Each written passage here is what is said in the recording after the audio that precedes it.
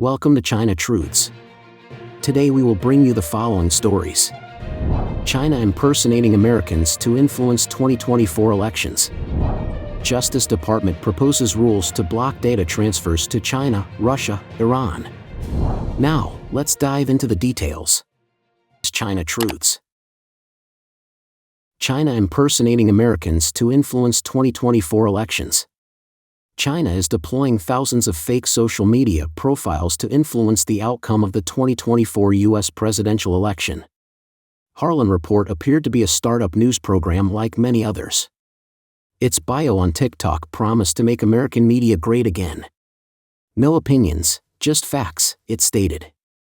Like so many insurgent media profiles, the videos posted by Harlan seemed genuinely aimed at exposing government corruption and pushing back against an otherwise left-wing-dominated mediascape. That much was clear when a video Harlan shared went viral, earning more than 1.5 million views. It claimed to show President Joe Biden making a sexual remark at the annual NATO summit in Washington. But something was off. The transcript used in the video was wrong, and Biden never said what was claimed. There were also other red flags. The owner of the Harlan Report account originally claimed to be a U.S. military veteran who had lost faith in Biden. Soon after, the owner claimed to be a 29-year-old Trump supporter in New York. Months later, the owner claimed to be a 31-year-old Republican social media influencer from Florida.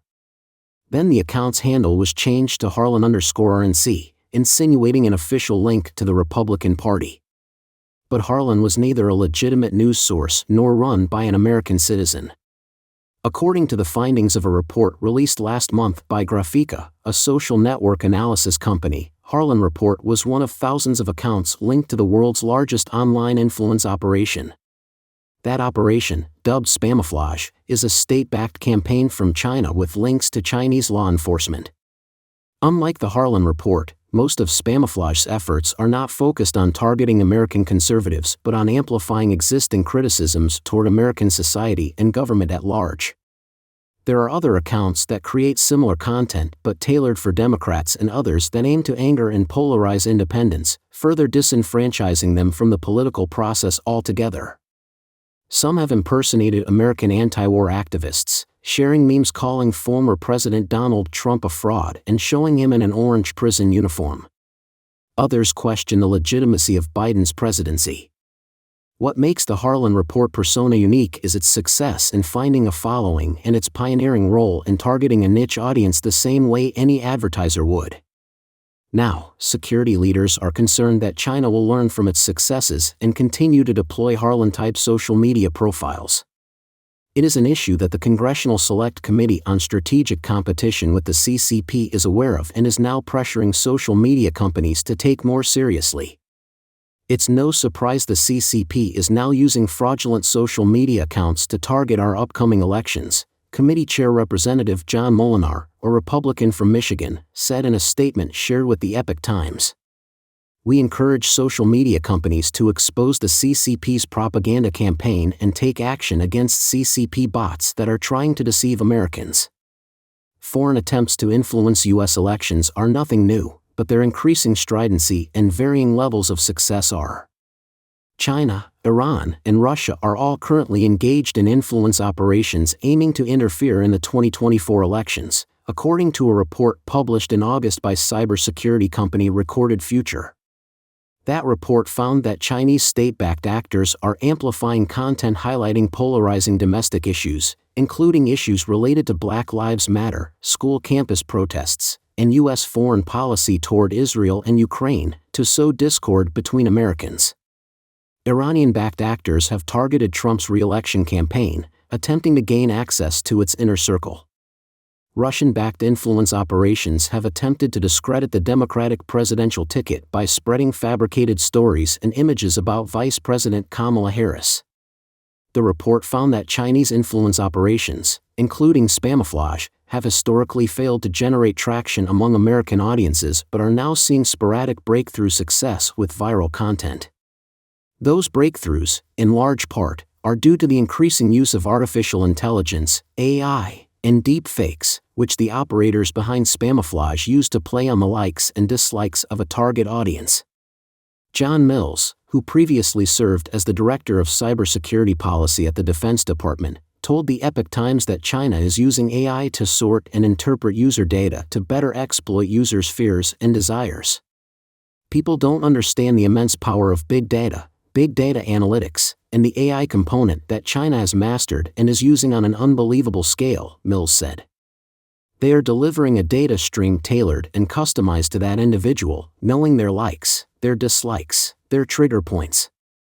An unclassified memo on election security published by the Office of the Director of National Intelligence, ODNI, in July found that China is seeking to expand its ability to collect and monitor data on U.S. social media platforms, probably to better understand, and eventually manipulate, public opinion. Mills said such data would help Beijing dial in information about social media users' positive and negative interactions. Those operations could then attempt to trigger mass distrust or hysteria over real or faked events. This is Psychological Operations 101, knowing your target audience, knowing their trigger points, and that's what they're doing with Spamouflage on a breathtaking, unbelievable scale and creating these fake accounts, Mills said.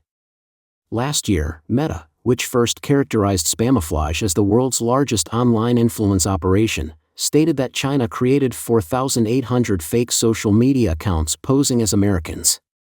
In most of those cases, the accounts did not start by spreading fake content.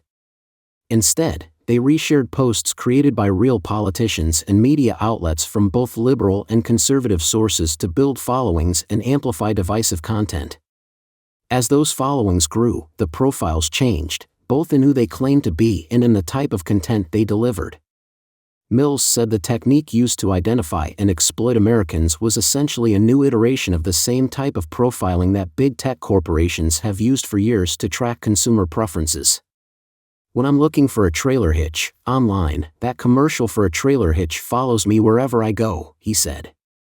Now, China has taken what our big tech was doing, but they're doing it on a much grander scale, with a much more sinister agenda, and without any semblance of bumper cushions or guardrails.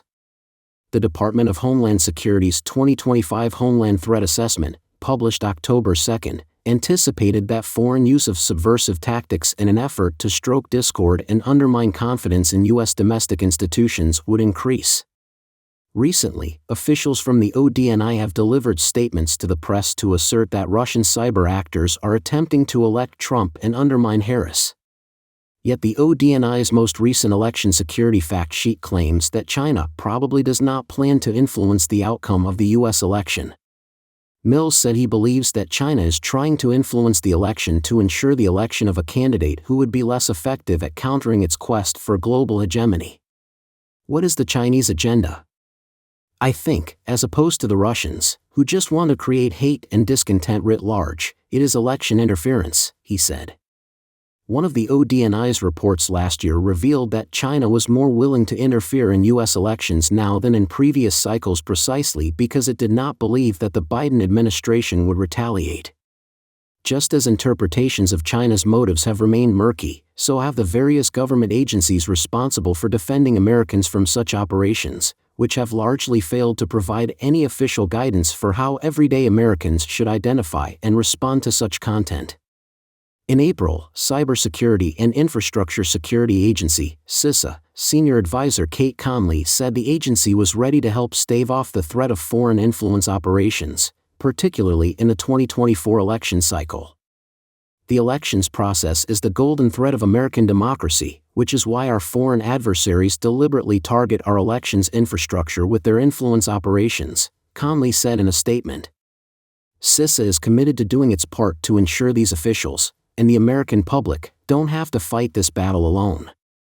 When asked what Americans can do to identify and counter foreign influence operations, CISA declined to comment and instead referred the Epoch Times to the ODNI.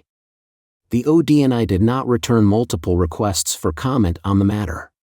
When asked what actions the State Department was taking to address foreign influence in U.S. elections, a department spokesperson said that it was focused on the information environment overseas.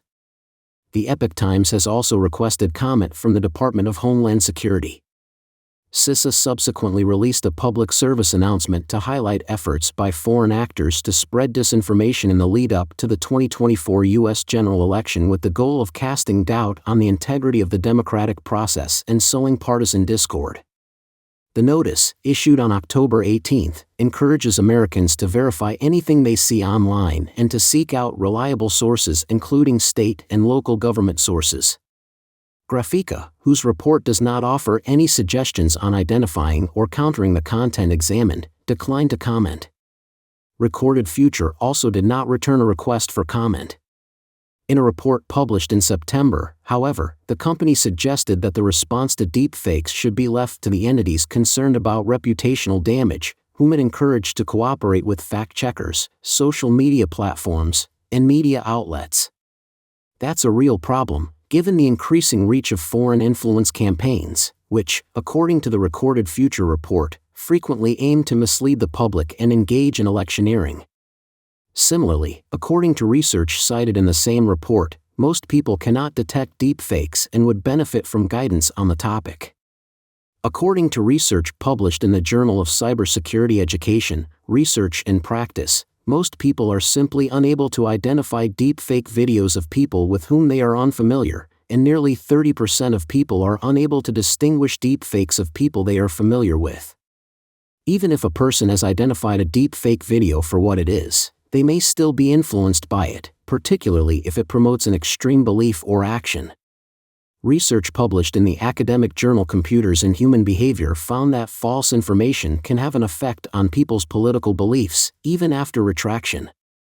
Even when people are aware that certain information may not be true, it still impacts their beliefs and actions, the report reads. In other words, even implausible disinformation can influence political beliefs, partially beyond the awareness of recipients. The prevalence of deepfakes in foreign influence operations could, therefore, engender a long-term dislike or distrust among American voters for candidates, even after those Americans find out the information was not real. When asked what advice he would give Americans, Mills said, "You should be very, very suspect of anything you see online. There's no such thing as guardrails with what China is up to." Justice Department proposes rules to block data transfers to China, Russia, Iran. The Justice Department is proposing new rules that would limit the ability of adversarial nations to purchase Americans' bulk data. The notice of proposed rulemaking, announced on October 21, would attempt to throttle the amount of information sent by data brokers to 6 related nations by placing new limits on certain business transactions regarding Americans' data. The 6 nations that are targeted include China, Cuba, Iran, North Korea, Russia, and Venezuela. The proposal was precipitated in February when President Joe Biden signed an executive order directing the department to create new regulations that would prevent hostile countries from purchasing the sensitive data of U.S. residents through legal means. The proposed regulations would, therefore, limit the sale of sensitive personal data, including genomic, biometric, personal health, geolocation, and financial information, of U.S. residents. As currently written, the rules would prohibit any U.S. person from knowingly engaging in a covered data transaction involving data brokerage with a country of concern or a covered person. Whether that language holds or is watered down remains to be seen, however. International data brokerage is a lucrative field of business, and the rules are likely to be the target of intense lobbying. To that end, the notice outlines that the United States is widely perceived to be the largest data brokerage market in the world. Among the largest data brokerages in the world are US-based Oracle America, Equifax, and Experian, which boast combined U.S. revenues of more than $61 billion, according to the notice. Such corporations often have access to deep stores of sensitive personal information that could easily be used by a foreign adversary to target individual Americans for influence operations or worse.